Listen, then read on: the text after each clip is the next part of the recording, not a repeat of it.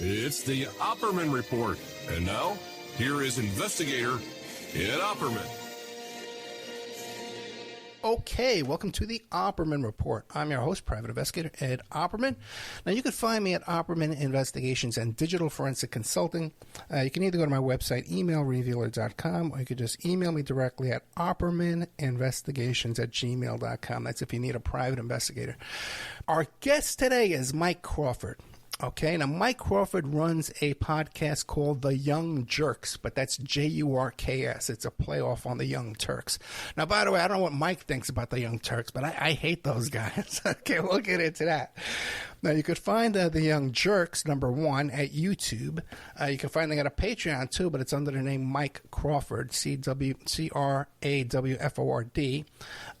There's a live podcast almost every night, 7 p.m. Eastern Time. You can catch it almost every single night. He's on Twitter, which was where I know him from. I met him on Twitter. And if you check out his Linktree on there, he's all over the place. He's on Rumble. He's on iTunes, Spotify, Facebook. You could find him there. LinkedIn. I don't know if you want to hire him, I guess. Patreon and the Young Jerks Facebook. Mr. Mike Crawford, are you there? Yes, I am. Thanks. I'm wicked excited. I might be too amped up for this, Ed, because I'm a long-time listener and love your show. So I'm psyched to be here tonight. Wicked, you say? Wicked. Are you from the great land of Boston? I'm from Boston. Well, Boston. I shouldn't say I'm from Boston because people in Massachusetts will get mad at me. I'm from the suburbs of Boston. I have lived in Boston a short time at one point, but yeah, I'm back in the suburbs too. So yeah, but I'm a Massachusetts guy. Yeah, well, tell us about, besides being from Boston, who is Mike Crawford? What do you do? I'm a working class guy. Grew up, was an athlete, a jock, hurt my back, wrestling. I was an amateur wrestler. Wanted to be in the Olympics, was a college wrestler, had a lot of injuries, and I also had cancer at a young age, bladder cancer. So really? I discovered medical cannabis early, and I became an advocate. And for a long time, I was, I to get through college, I went to a state school.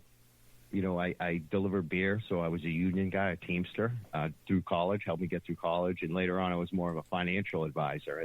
For a short time, I was also a wrestling coach and a school teacher. So I got a kind of a varied background.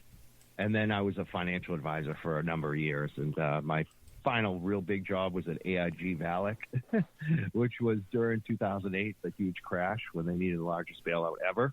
So that was like really a moral crisis for me because I was managing people's money, and I decided to leave that. And I had also been arrested for cannabis, so it really kind of messed up my life at that point. But now I'm a dog walker, and I run my own business, and I'm very happy with it. And I do this journalism, activism stuff that I've been doing for 20 years out publicly now. I don't have to worry about it because I'm self-employed doing my dog gig, and that's how I really make my money. This is really a passion for me. But it's something that I've done for 20-plus years. I was, part of the decrim medical legal movement in Massachusetts to change the laws. We won 3 ballot initiatives, 2008, 2012, 2016. And I was actually the first person to write it down on paper and tell people what was coming. And people didn't believe it. And I said, 2008 decrim, 2012 medical, 2016 legal. We're going to win every one. And that's exactly what happened. I was basically a volunteer with a nonprofit, MassCann Normal, back then. They're now MassCann. They're not affiliated with Normal anymore. But they used to be a chapter of Normal in Massachusetts. And the largest one, they started the Boston Freedom Rally, which is called, commonly referred to as the Boston Hemp Fest on the streets. And it's a huge event. And I was instrumental for 10 years on their board of directors and their president for 2 terms. And I really ran a lot of the music, the promotion, the politics of the organization. And, at a certain point, there was a conflict of interest with me doing the media and running MassCann. So I decided to kind of follow my passion. I had done the 10 years, and I knew they were in good hands, and we were headed in the right direction. So I've just been running with the politics ever since. And I'm really happy that I'm going to be speaking at the Boston Freedom Rally, which is coming up in September. On the Boston Common for free. We're going to be doing a workers panel. I'm going to be moderating it with some great people in the cannabis movement. So we've won some initiatives, but the movement continues. There's a lot of issues in the cannabis space right now. Yeah, because your podcast. That's who I am. Yeah, well, almost fell asleep there. But what do you call it? Your podcast, the Young Jerks, JURKS, is devoted to the cannabis industry, right? Every show. Mostly, that was always our bread and butter. I started out when I was at AIG working with MassCan Normal, I was hiding who I was. In a way, I had like a double life. I was known as Mike Can. I had a website called mikecrawford-theyoungjurk. That's how everyone knew me. And the Young Jerks now were much out more in the open. And when we first started, we were getting politicians on the show who were like Green Party, Libertarian Party, people who would not win campaigns. Yeah. And then we started having Democrats on, and Democrats that were challenging, who were more like the AOC, type locally. And we've had U.S. senators on. We've had 4 Congress people on. We've had so many of the political people on in our state, locally, nationally. So we focus on things that we feel like aren't being covered. And the cannabis industry, there's a lot that's not being covered. So that's naturally been our bread and butter, especially with the worker issue over the last year. But we do cover other causes. There are other local issues, whether it's musicians or rents being too high, or, just whatever kind of piques our interest. Kind of like you. I know that you have a lot of different interests and you cover different things. So I do kind of cross over into some other things. But I would say 50% plus of our content is cannabis. And something else we have in common, we were both in the marijuana business before it was legal. Okay, right? Yeah. And we both had a little unfortunate brush with the law. So what do you think now when you see it's such a boom industry, man, and these guys are making they got stores the size of Walmart with a line around the block making all this money while still, I'm sure, one of my friends just got out of prison after doing 25 years. I'm sure you have friends that are still in there. You're a young guy. How does that make you feel? I hate the inequities. There's so much inequity. Yeah. I mean, even the fact that I was arrested and they want a tax fee on it now and make a lot of money off my purchases as a medical patient. It's just we talk about social equity, but it was late in the game and we're trying to catch up on that.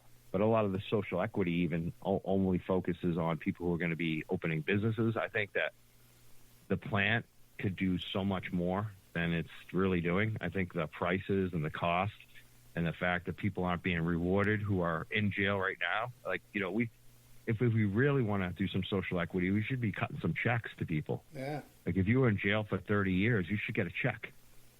For cannabis, if you were in jail for 30 years, and that's happened, so I don't think there's enough restitution, So I would like to see much more of that, and I think that's what we got to fight for. And they're not treating patients and consumers well in this industry. A lot of the industry, the cannabis industry, is the worst actors from other industries have come into the cannabis industry because they think it's such a boom. And there's been a lot of problems, a lot of corruption. Yeah, lately I've become friendly with Lev Parnas, who was the partner of Giuliani, right? He was the fixer. He's the one, by the way. Wow, I would like to get him on the show. Oh, I'm pretty sure we can get him for probably knows some stuff about the can. Because, they were going to make him the marijuana czar of the United States under Trump. Oh, my God. Yeah. Does he know Kim Rivers? Do you know if he knows Kim Rivers from True Leaf? No, I don't know. But he would probably be in with all those guys. He was in with Giuliani. He was in with Matt Gaetz, DeSantis. Matt Gaetz? Well, yeah, he's in with all those guys, yeah. Or he was. He's out now. I would love to talk to him for an hour on our show and see what he's got on the cannabis stuff, because there's so much scandal around that Florida. And like you said, Matt Gaetz is the name you said. Yeah. And the fraud in Florida is unbelievable in cannabis. Well, I mean, J.T. Burnett, do you know about him? Is he the guy? He's a Democrat, but he was at DeSantis' first press conference? No, but DeSantis has people connected to him, definitely. Okay. I mean, maybe I'm missing something, but I don't think so. I think he's related. J.T. Burnett is in federal prison right now. Okay. Well, tell us the story. And he's married to the CEO of True Leaf, which is the largest dispensary chain in the state of Florida. They're one of the top 3 dispensary chains in America. This company's worth over $1 billion. Oh, yeah. They're publicly traded. True Leaf. In some places, they're on every corner. In Bradenton, they're on every corner. There you go. It's like 7-Eleven. So how did they get on? How did they get on every corner, do you think? Russian oligarchs? How do they do it? That's the other company. That's Curaleaf. Okay. See, that's what I'm saying. There's so much corruption in this space. But we're talking about Trulieve. J.T. Burnett is the husband of the CEO of Trulieve, Tim Rivers. And he's in federal prison right now, and he's doing, he was convicted in 2021, and he got like 3 years for corruption in Tallahassee City Hall, extortion, bribery, lying to the FBI. In Tallahassee? My goodness. Yeah. And it was with a former Tallahassee commissioner who's also in jail with him. Yeah. And the Downtown Improvement Authority head. So these folks have been doing a lot of corruption for a lot of years. And, like, Kim Rivers was involved in that. She was, like, a witness, apparently. Or I think she testified in the grand jury or something like that. And basically this company, they wrote the law. They set it up in Florida so that they would be one of the only companies that would get licensed in the very beginning. And you told me something, too, off the air one time, or off the record, I guess, that or maybe it was you, that someone had won a lottery of a marijuana license and then they sold it the next day for like $50 million or $500 million. I'm not sure. That wasn't you? One. Okay. I don't recall that one. Yeah, I mean, it's possible. Anything's possible in this space. Then what is the reason why there's no rec weed in Florida? Why there's no recreational? Yeah. Because the law hasn't been changed yet. Now, that's what Trulieve is actually focusing on right now. Oh, really? They've written an initiative to allow them to sell adult use. It wouldn't allow home grow. So it's not like the best initiative, and Trulieve has really put everything into this. A lot of these companies right now, they've been very speculative. The money isn't quite right, and their stocks have gone down majorly. Trulieve has been like at $4. They used to be at $20. It's like they've gotten crushed. So it's all or nothing for them on whether they win this initiative, and it's a high bar in Florida. I believe Florida, like Massachusetts, you just need to win an initiative 50%. In Florida, I believe it's like a 2/3. It's a much higher threshold. Now you're saying that I think there will never be home grow in Florida? Well, if this initiative passes that they're backing. And what is their justification for that? How can they pull that off? Well, a lot of people think it's in their interest to do that because they want to keep the monopoly going. Sure. They don't want people to do home grow. But their response is that, and it's kind of part of the initiative process, I guess, especially in Florida, that you only can change one thing about a law. You can't change. They say that would be like creating 2 new laws in one initiative, and it wouldn't be allowed. And there's also a lot of pushback. It's really strange too in Florida because Trulieve is a company that prides itself on LGBTQ and all of that, and they're promoting that, which I would say that's probably one of the best things about them from a personal standpoint. But at the same time, they've given millions of dollars to Ron DeSantis. They've given millions of dollars to the Republicans and GOP Senate campaigns, the GOP party of Florida. Like, they're all about giving money to the Republicans. And there's been a lot of pushback. The Attorney General is contesting their initiative. So it's basically going to be decided by the Florida Supreme Court. I'm pretty sure whether it gets allowed on the ballot. So that's even in question right now. Yeah, it's extremely corrupt down here. And the Democrats and the Republicans, they're all in bed together. So you got to be really careful. But now I have a question for you because down in the Tampa Bay area, there is no recreational weed legal in the state of Florida. But there are these stores that are popping up that say they're selling legal weed. They're saying they're selling weed. It looks like weed to me, but I don't know that stuff there. What is that? What is that stuff called? Well, a lot of it's Delta 9. Delta 9, right. But does Delta 9 look exactly the same as real pot? It can look exactly the same. And the problem with this stuff is we're looking at gray areas and some people who are just outright breaking laws. Right. In that area, it's more of a gray area, and it's more, the hemp bill allowed non-psychoactive, cannabis without high THC, it's very low THC content. And because of that kind of loophole, people are able to create new things with cannabis out of different cannabinoids and different terpenes. So there's a lot you can do with that, that loophole. And so that's what a lot of people are doing. And it does seem like it's legal, but the problem is it's not really regulated.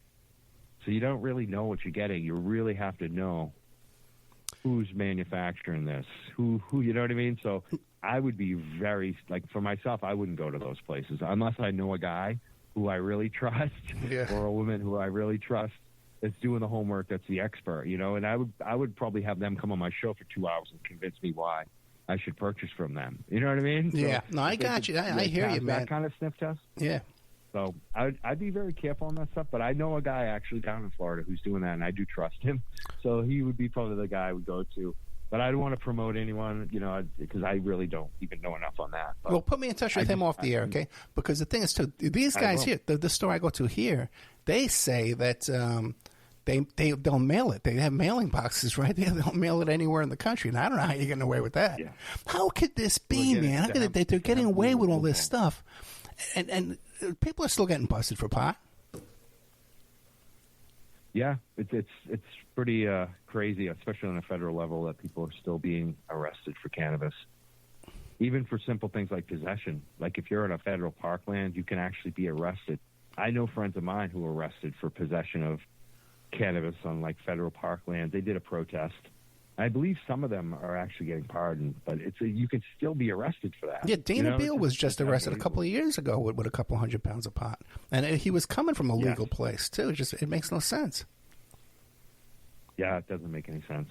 Now, what's the story with the cash? Because now I know the corruption comes in. Yeah, I mean that's what corruption loves. They love the uncertainty.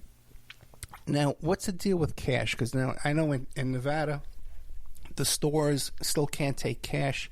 But this place I'm talking about here, down here in Florida, they take credit cards. How's that possible? A lot of places take debit cards and credit cards. I've noticed. I think the issue a lot of times with the banking is the cost. Like if a bank is going to allow you to do cannabis transactions, they're going to charge you a lot of money. Oh, really? And the banks, like in terms of if you're a dispensary or if you open even at a CBD store online. I worry about this for myself sometimes because, in the past I took a little money from some different small dispensary, businesses and things like that. But it's just if you take cannabis money, there's because the feds could actually seize that money still. Right. So there's still that kind of concern. So people are very, the banks charge you a lot more. They might charge you $100 a month easily to just have a checking account if you're a dispensary, if not $500 or $1,000, and they can just turn around and say the next day, no, you have to close that account. And that's what happens to a lot of these small business guys who are in this space is that they're constantly looking for new banking that's not ripping them off. But now, are these dispensaries, all these rec dispensaries, are any of them little guys, man, or every one of these stores making a fortune? Yeah. Nope, there are little guys out there. It depends on the state. That's the thing, too. We have all these fiefdoms. Every state is different. Yeah. Every state has their different regulations. Go to the state of Maine, the medical program has 3,000 caregivers, legal caregivers. Those are basically 1 to 5 people shows. The guy I actually go up to a Maine caregiver from Massachusetts. I drive up there because it's the best product, smaller operation. And I think that's the model that if you're in a state and you want to fix your program, look at the state of Maine medical program. Smaller is better. There's less harm to patients. There's less harm to workers. There's less corruption. Yeah, but there's less lobbying. These small guys don't have the big lobbyists to get the big contracts to get the monopolies. That's it. And if you let the big monopolies open first in your state, which we did in Massachusetts, you're done. Then it's much harder to fix things later, which is what we're trying to do in Massachusetts right now. We're trying to and there are smaller players here in Massachusetts, but they're having a really hard time. I got a buddy of mine who is a micro-grow, River Run Gardens. I will shout them out because they are the best quality in Massachusetts up in Newburyport, Mass. They grow a small amount. They're licensed to grow a small amount. but it's really hard for them in this industry to even survive. So that's the issue. Now, in the States today, for these stores, these rec stores, and even the medical stores, where are they growing this stuff nowadays? It depends, where you're at. Every state is going to have grow houses where they're growing it. In Massachusetts, a lot of them are Western Mass, where there's lower cost of labor, lower cost of land. Eastern Mass is, really built up metro area. So a lot of times that's where they're selling the product. So they grow it out in Western Mass a lot of times. And a lot of times it's large, huge industrial warehouses. And that's where the biggest companies are. That's where we're seeing the problems. That's where we're seeing union busting. That's where I'm getting hundreds, if not thousands, of workers contacting me daily, weekly, all the time from across the nation, telling us about how they get rashes, how they get issues with inhalation of the cannabis dust, and that a lot of them need asthma medication, inhalers, need special masks. The employers aren't helping them at all, and people get sick, and people have died. 27-year-old woman died in my state, Holyoke, Massachusetts. We were the first to break the story. It was a story like I've never seen before for us because it went everywhere. We were like 100 different outlets from High Times to the Boston Globe to everywhere in between called us and was covering the story. And this woman was 27 years old, had collapsed twice in the workplace, taken out by ambulance. They did nothing about it to protect her, and then they blamed it on her. And that was Trulieve again. That's the same company involved in the corruption from the very beginning up in Florida, up in Massachusetts. And that company has since actually folded in Massachusetts and moved out because they can't afford, I think, the bad publicity anymore. And, they can't compete up here because we have too many businesses that are better than them. And I think that, for a company like Trulieve, they want to be in a state that they're one of the only options. And that's why they love Florida, and that's why they love the state of Georgia. And that's why when you talked about the hemp, Ed, another angle on Trulieve, they're trying to shut those shops down. Trulieve is actually trying to shut down that competition that you talked about. You know what? I don't know about that. I almost get a feeling that maybe those little stores are getting their stuff from guys like Trulieve. Like they're getting it off the ticket. No, you don't think so? No. No, the guy I talked to, man, you should hear him. He's done. Oh yeah, he used to actually work for Trulieve. I'm giving out information I probably shouldn't have given out. Okay. Yeah. But there are people who used to work for Trulieve who decided to do their own thing. In some cases.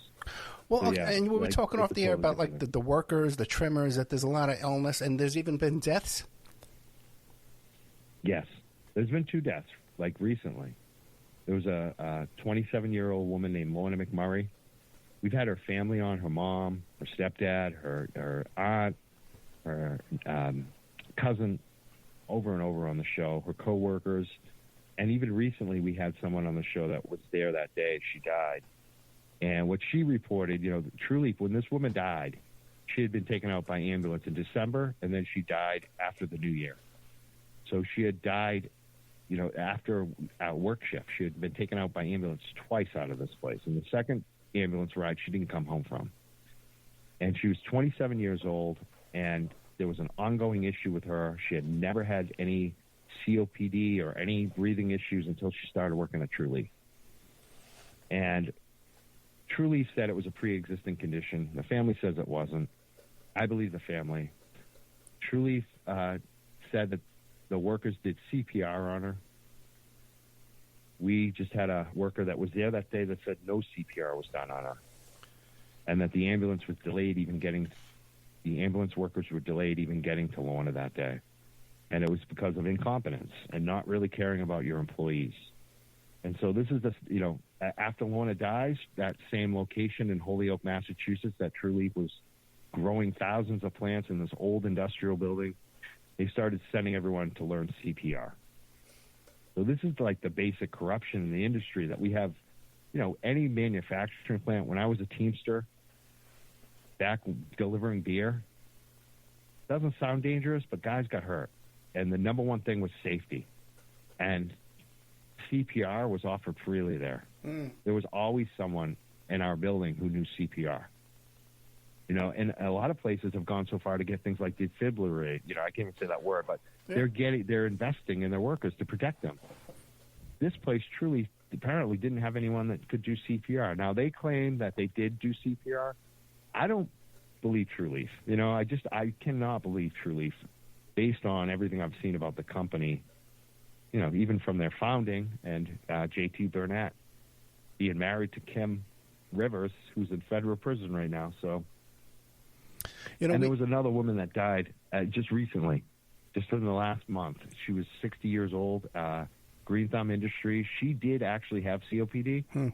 But again, the question is and she was doing the same job that Lorna was doing, which is where all these employees tell me is the most dangerous job, which is filling the pre-rolls. They sift the product through these machines, and they fill the pre-rolls, and the dust gets everywhere. And Lorna was doing that when she died, and this woman was doing the same job. And this woman had COPD. She was 60 years old, and she had been hired to do a clerical inventory, a different job, and a safer job. And they cut that job, and they moved her to the most dangerous position in the place. And the medical examiner came back and said, hey, it was natural causes. And the Green Thumb Industries, the publicly traded company, is started by an alcohol heir. He says, he says nothing. He celebrated. He wanted, the week after, he was posting on his Twitter that they were going to do a party for the employees. And that's the kind of industry we have here. It's like the workers are thought last. There's nothing is changing to protect them. And that's what really drives me crazy. What about these guys, like Snoop Dogg and Jay-Z and who's that other guy, the white guy is in those movies, the Knocked Up, that guy, what I'm talking about, big Seth Rogen. Yeah, there you go, right? You see how bad I am. When they start their companies, are they any better? Because they're $1 million huge companies. And Seth Rogen's not even making movies anymore. He's making so much money with the pot. Yeah, I think I like Seth Rogen as a dude, Sure. But I don't know his business interest in this, but, I think a lot of these guys like Snoop Dogg, and especially Wiz Khalifa, who has signed deals with Cresco and True Leaf, some of the biggest companies, they're just front people. Right. Even Mike Tyson talked about in the very beginning, he was all about craft cannabis, but now he's signing deals with all these biggest companies. And if you look at the big companies like the True Leafs and the Crescos and the Green Thumb Industries, their product sucks. Mm-hmm. There's a reason why I drive to Maine, to go see the smaller guys. The craft product comes from the smaller guy.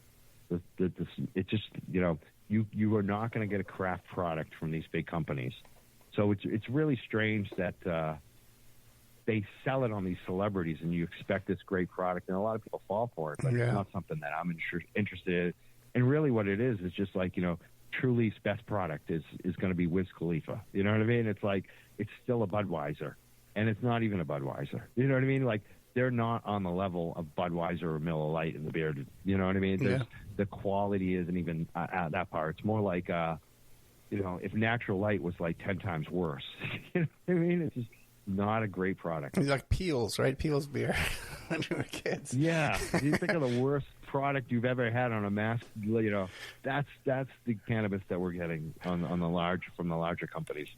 Yeah, I don't think they sell Peel's anymore, but when I was a kid, a 6-pack of Peel's, Peels, and it has P in the name. It was like piss beer, and it was 99 cents for a 6-pack. Okay. Oh my God, that was a long time ago. But you want to know what? It wasn't that bad. What was it like? Yeah, I bet. I can remember what it tastes like right now. Just sitting here right now, I drink gallons of that stuff, man. Bathtubs full of it, man. But now we were talking before about the deaths, right? And we had a show on here one time, and it was supposed to be a missing person show. And it turns out the guy was a grower in Humboldt, and he went missing up there, and it turned out to be some kind of, organized crime-related missing. But this is, it wasn't legal to have a grow farm up there in those days. But the cops were in on it. The sheriff was in on it. Everyone was, and they said, we can't go looking for him on this other grower's property because that's trespassing. So an active missing person, so, a person in jeopardy, but they wouldn't go onto the farm to go look for the guy.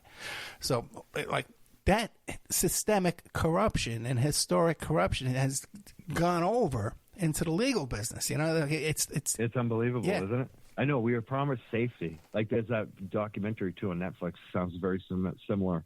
What you're talking about, Murder Mountain, which is like the exact same thing that you're talking about, and Humboldt County and the corruption and just the way it went down. But it's basically they took it into some of the other farmers took it into their own hands. Yeah. That's how it was like the Wild West. It really is, and it still funny is now that we have. Yeah, now we have like a new Wild West where the problem is a lot of the media. There's a lot of cannabis media. Like I'll give you an example. Leafly, they did this excellent series on that death of Lorna McMurray. They quoted us, this reporter. It was like a 4-part series. It was like 2 huge parts about Lorna, and then it went beyond that, really saying like, how do we fix this? What can we do? And it went to like all the scientists. It went to the government. It was amazing. And Leafly lost True Leaf's business as an advertiser. Oh, so really? Eventually, like a few months ago, this was like an amazing series that they put out. And this poor reporter put his life into this. Like he spent 6 months, if not more. It was like there were several major features written on Lorna McMurray, and this was one of the best of them. And Leafly took it down. Leafly ended up taking it down, and there wasn't any issue with any of the reporting on factual errors. They never put out a statement. And we went after them, of course, the whole community, and they still didn't ever respond. So, there's a lot of that going on, pay to play. And the issue, too, is the regulators. The regulators have set this up, and they haven't really known what to regulate for. They've regulated for the children. They've worried about all the wrong safety issues. They haven't worried about the real safety issues, which is for the employees in these large cultivation sites getting sick and dying, and also like some of the other issues that are going on with corruption and crime. There's a lot of corruption and crime in this industry still. Yeah, and that's interesting too, because like in Nevada, in Las Vegas, they have all these crazy rules for the dispensaries. Like, you can't open the door yourself. There's a doorman that has to open the door for you. Then you go in one door and you show them your driver's license through bulletproof glass. And then they open another door for you and you go into the waiting room. And that's all to keep children out, Like, it's just so ridiculous laws that they made, Yeah. I mean, we're hearing a lot of assaults as well, of like employees being assaulted on the retail dispensary angle. I mean, so we're hearing so many crazy stories from the employees themselves and the lack of protection that they receive from regulators and the companies. And not only is it a lack of protection, it's like, it's your fault. You're getting fired. You complain that someone sexually assaulted you at work. A lot of that going on, too, in the industry. I hate to be like hard because, again, I'm a pro-cannabis guy. Yeah. I've been a medical cannabis user. I wanted all of this. I like it better that people aren't being arrested anymore. I like it better that we can actually report it to the authorities if there's issues. But it's just kind of the lack of wanting to fix things, to make it better, because that's the real issue. It's kind of like complaints. Like, we're afraid that we'll look bad. That's what we run up a lot against our cannabis commission in Massachusetts, is that there's a lack of action. Like, giving another big issue in the industry is cannabis testing. There's been a lot of fraud, inflation on the testing, and it's systemic. Like, the way they set it up, of course there's going to be fraud. Yeah, right. Like, how could they police that? That's ridiculous. Yeah, the only way they could police it is if they actually separated the testing companies from the cannabis companies. But the cannabis companies have all the power in the relationship. So, and I mean, it's so bad that we released it recently on one of our shows. We showed a cannabis fraud where True Leaf, it's always True Leaf. You notice all these scandals? True Leaf, their head grower in that same cultivation site in Massachusetts, Holyoke, Massachusetts, where Lorna McMurray died, their head grower was married to a woman at a testing company which seems okay. So what, right? Well, Trulieve took their product to her, and her name's on the COA, which is fraud. There's a rule in Massachusetts that nobody can work at a registered cannabis dispensary and be married or related to someone that works at a testing company. So they broke the law right there. It's so obvious. It's clear cut. But they did even worse. They went way, she actually tested her husband's product. Her husband grew the product. She tested it. We have the documentation. We show it on our show. We've got the certificates. Nothing. We've heard nothing from the Cannabis Control Commission. And we know that they're aware of it. And if you look at the Cannabis Control Commission right now, there's like a scandal within it where the commissioners are now fighting. Because it seems to me that some of the commissioners want to actually do something about this stuff that we're reporting on. And it's not just us. There's so many scandals within Massachusetts cannabis right now. And other cannabis commissioners, and especially the executive director who's been there the longest, they want to turtle. They don't want to do anything. Now, what about the marijuana coming over the Mexican border? I know there's still marijuana coming over the Mexican border, but now does it make its way into these legal stores? What's going on with that? I don't think it comes over as much anymore. Not as much, but I know it does. More, maybe. You still see arrests. I don't know. Maybe they still have arrests at the border. Because I was going to say, I would guess, I've heard this actually, that more of what's happening is cannabis is being diverted from dispensaries to Mexico. Really? So I think it's actually going in the opposite direction in a lot of respects. Because you have to realize, too, like, when we talk about corruption, like I've touched on some of the corruption, the testing, the licensing, there's also companies now, especially, are growing legally and then taking a portion of that and sending it out the back door illegally. Yeah, there's no reason not to, yeah. And there's a ton of that going on from California to Massachusetts. California always sent, in New York and Florida and the rest, but California always, when you talked about Humboldt, they always sent their cannabis east. They've always done that when it was illegal, and now that it's legal, that's still going on. So I think a lot of that is still going on. I just, myself, in Massachusetts, I can't remember the last time I've seen, like, Mexican brickweed. Most of the cannabis I see on the street is either being grown by somebody locally or it's being grown, like, in a big, I think more of the cartels are here and they're growing hydro, so you maybe don't know. But I just don't think as much is being imported. I think a lot of it, like even on the streets of Massachusetts, you're finding people going up to Maine and getting the lower-priced product up there on the medical side and importing it to the streets of Massachusetts. I see that happen a lot, too. So I don't know. I'm sure it does happen. I'm in a place where people can grow 12 plants legally now. I have some plants growing on my deck right now. First time ever. But I could have done this for the last couple of years. I should have done it. It's legal what I'm doing, So that's why I think I'm not going to see that as much, the Mexican stuff. I think a lot of the cartels have gone to cocaine. Oh, no, and fentanyl and heroin, yeah. Yeah. Sure. Yeah, so. Now what about, because we've been talking about Trulieve, but what about Curaleaf? Because now those are the ones that are run by Russian oligarchs? Well, it's tough. This is like, what is an oligarch? Basically, let's be honest. An oligarch did fund some of their stuff early on, but apparently he was repaid. Cannabis Control Commission looked into this in Massachusetts. They just actually closed the investigation, and they said we couldn't, show that the Russian oligarch Abramovich or whoever it was there had any interest in Curaleaf right now.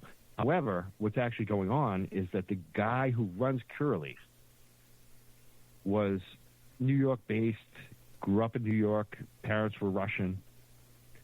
He went to the best schools, him and his brother, and they became New York bankers, like major bankers. Like we're talking, Credit Suisse and, those types of companies. Sure. And they were the bankers that went to Russia and looted Russia during, Perestroika and all that stuff. And they basically worked with the oligarchs. They were the bankers for the oligarchs. And who were they? They were the U.S. bankers. So this is like U.S. money laundering, legal money laundering, I guess, the largest banks in the world, that's who these guys are. So they're more bankers to the oligarchs, but the U.S. banking system did it, and they profited off of it. So that if they really get exposed, it really exposes the U.S. banking system. And the question, it's so weird, too, when you really look at the owner of Trulieve. He seemed to be allied with Putin at certain times. Putin actually hired him and gave him positions within Russia to run major Russian media companies and gas companies. So it seems to me that he is probably a double agent. I think that he probably cooperated with Putin, but I also think that he was definitely CIA. So it's kind of like the CIA banking establishment that went and looted Russia. Their guy, that's who owns Curaleaf. Yeah, we just had the FBI agent that was in charge of it was just getting paid off by these Russian oligarchs. He was working for them. It's just that's right. He just pled guilty. It's just they're spreading a lot of money around in our government, man. They are spreading a lot of money. In the media too, right? Yeah. In the alternative media world. Yeah. Oh, no, Not to us, though. Not to us. Not to me. No, I don't get any. Not to you or I, but, some of those other right-wingers. Oh, yeah, definitely, man. All those right-wing shows, man, they're making a fortune. Well, now, what about, you mentioned High Times Magazine. I didn't even know that High Times Magazine was still around anymore. Who's the editor? Who's running High Times now? You know what? I don't even know. High Times was great for so long. Yeah. I love them. I used to work with them. With all those Boston Freedom rallies, they were a sponsor. I was friends with guys like Bobby Black and Danny Danko, and they're all gone. Rick Cusick, they're all gone. Some terrible people bought it a few years ago. Yeah. I'm just going to be honest with you. They were fundraised. They were doing these series, whatever. I would never invest in what they were selling. But I don't know. It seems like recently there are some good reporters there. So, and I've heard maybe they're doing some changes. I hope so. It seems like they kind of lost their way for a while. Hopefully they get back to what they were great at for so long, because High Times was awesome. I loved High Times. Oh, yeah. When I was a kid, that was the first time I found out about this stuff, this activism in the cannabis space. Sure. When they first came out, yeah, Tom Forsyth, and they used to, Larry Flint used to print the magazines and sell it to them, and then they would resell it, just like you would resell with the marijuana. They did it the same exact way. They would buy it from Larry Flint. Yeah. And then Ed Rosenthal. What's going on with Ed Rosenthal? Yeah. I think he's still kicking around. Yeah. I see his name on stuff. Yeah. He's up there, though. He's a legend. Oh, yeah. Yeah, guys like that, that's who I used to read to. I met him a couple times. He's a good guy. Yeah. Okay. And good old A.J. Weberman's still a friend of the show, and I don't think any longer. It would be a shame if he's not involved in marijuana or hashish anymore. Is he involved in any kind of legal marijuana deals that you know of? I know Dana is. I'm not aware. No? I'm not aware. It's hard to keep up with everyone because it's so, you know what I mean? Yeah. I'm not sure what he's doing now. Out of all the stuff it's funny because, go ahead. You can't. High Times, I think, kind of lost their way too when they were doing trying to be a publicly traded stock and stuff. I don't think that worked out. But again, they were for so long they were advertising, a place where you could advertise your brand, and then they wanted to get in the dispensary business. It's the number one client you could get, you're now going to compete against them. Mm. So I think that was a big misfire on their part too. But hopefully they get back into what they were good at, which was culture and journalism. Yeah. And also the marijuana buyer's guide, they could tell you what the prices were.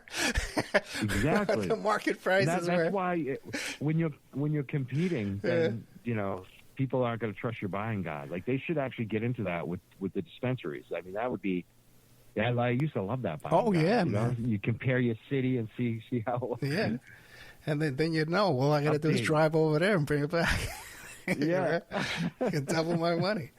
Double my money, double my fun. We had Richard Strafford on the show, too, the hippie mafia, too, who was smuggling in all that hashish. And he brought in all that hash. He sold it to AJ, and then AJ sold it to us. The good old days. I kind of miss the good old days. Yeah, I know. Well, what would you say to old guys like me that see all this money being made in the marijuana business? They say, well, I know how to do that. What would you say? Is there a way to get back to muscle your way back into this, or is it just taken over by Walmart, True Leaf, and Curaleaf here? Well, when True Leaf and Curaleaf can't afford the business, like, why would you even want to get in? Mm-hmm. You know, it's like they're hurting. Like, I think the opportunity could come in a couple of years, especially for, like, the small craft guys. But it's a question of right now, will some of these small craft guys, people survive all the turbulence? But I think that maybe in a couple of years, that's when the time you might want to get in, when things are selling for pennies on the dollar, which is actually fast approaching. Like, so I don't know. I mean, I just think if you're going into this as a business, it's really, I wouldn't want to be in that. If it was a great business to be in, I wouldn't be walking dogs. Right. You know what I mean? I had so many offers in this industry. After AIG, I was like, this is way worse than AIG. You know, so I think I made the right choice. I think if anything, you might want to get into journalism. You know, if you really want to get into the space, that's where the growth is. Mm-hmm. Coverage, the people will pay for it. Like I feel like I could actually quit my dog walking and do the full-time cannabis coverage because I see other people doing it. I know there's an opportunity there. But I think if anything, that's kind of maybe the space. Another good space I'm starting to see open up is if you're going to be in the cannabis industry, sometimes it's better to do third-party licensing where you're not actually the person who has the license. Like I said, you know, Wiz Khalifa. Yeah. He's getting some money. Like, I bagged on him for being associated with Trulieve, but he's licensing his name. And there's also an opportunity for brands, if you've established a brand name that people trust and respect, and you have certain methods of creating products, whether it's flower or concentrate, to do that through third parties like Trulieve, where you use your own people, but you use their licensing and their stores to get the product out. So there is some opportunity there, but I wouldn't suggest someone to try to chase their dreams and get licensed in a state like Massachusetts where it's going to cost you millions of dollars and you're not going to get it back. Now, what about, because it seems like when I go to the storefront here, and I went years and years without smoking, when they legalized it in marijuana in Nevada, I went to the store maybe 5 times my whole life. And then even here, I've bought maybe an ounce top since I've lived in Florida for 4 years. It's very, very little. But it's still the same kind of prices. I mean, it's like $60 for an eighth and $80 for a quarter, you know, right? So now, but it has to be the price of production has to be, if they're growing it themselves, the price of production, can we figure out like what it costs to grow a pound these days? Yeah, I mean, were you talking about 60 and eighth? Is that what you're saying? Yeah, yeah. Down at 60 and eighth and 80 a quarter. See, I'll give you an example. Like in Massachusetts, we start out with those prices. I just bought an adult use ounce for a 140 before tax. It was 170 complete with tax. Okay, yeah. I go to the state of Maine. I'm getting ounces for $80. Wow. So, you know, I'd say, you know, somewhere 50 to 80 is probably the bottom. The issue, I think, when you get to the lower cost is, you know, there's still, especially for indoor grow, you have a huge cost for electricity and nutrients and all that other stuff, and labor. Labor is also a big cost. And then you also have the cost of the real estate. But when you talk about licensing and monopolies and how much it costs to open, that's where you're talking about $60 an eighth, you know, and that's the issue, is if it costs someone $5 million to open and they have to put up $5 million and wait 2 to 3 years or maybe even longer to open, how much cost? You know, you're going to charge a top dollar. Even if you get the pot free, yeah, even if you get the pot free, it's still, you know, you got all that other expense. We only got already owe $5 million. Yeah, we only got a couple of minutes left, man. We're talking to Mike Crawford. You could find him at the Young Jerks #1, the #1 Jerks on YouTube. Okay, and that's JURKS.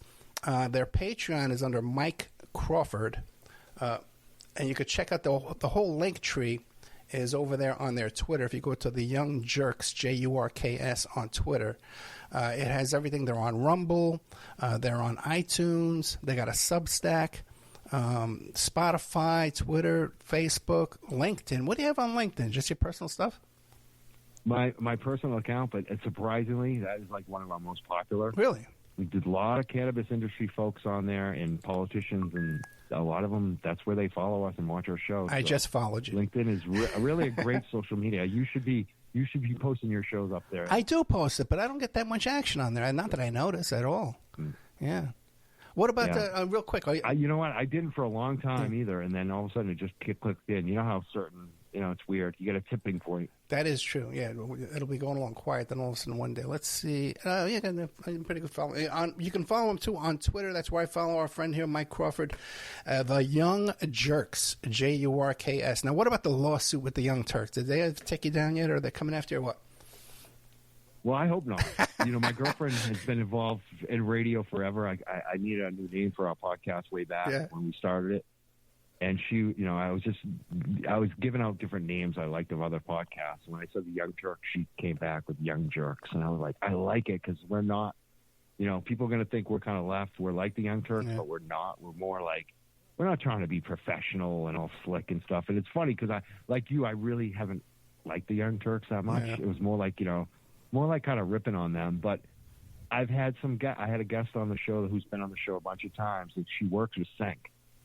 And so when she came on, her name's Brianna Wu, and I said, can you make sure that Sync doesn't sue us? So she said she'll talk to him, and it'll be good. And she'll make sure. So I guess I'm good now with the Young Jerks because they haven't sued us. I've been doing this for 9 years. We started as kind of a joke. We didn't expect it to even have an iTunes. We started out streaming on a network, and so we weren't really worried about copyright when we started. Now I kind of get more worried about it, and they seem cool about it. So the Young Jerks, their motto is "We haven't been sued." Tune in every night, 7 p.m. Eastern time. It's a live podcast. You can check it out on YouTube and iTunes and iHeart and all that kind of stuff. Mr. Mike Crawford, thank you so much. We got to have you back, man. Great content here. It's always something to talk about, right? When you talk about marijuana. Thank you so much, my friend. Thank you, Ed. Love it. Thank you so much. Good night. Opperman Report. Opperman. Good night, man.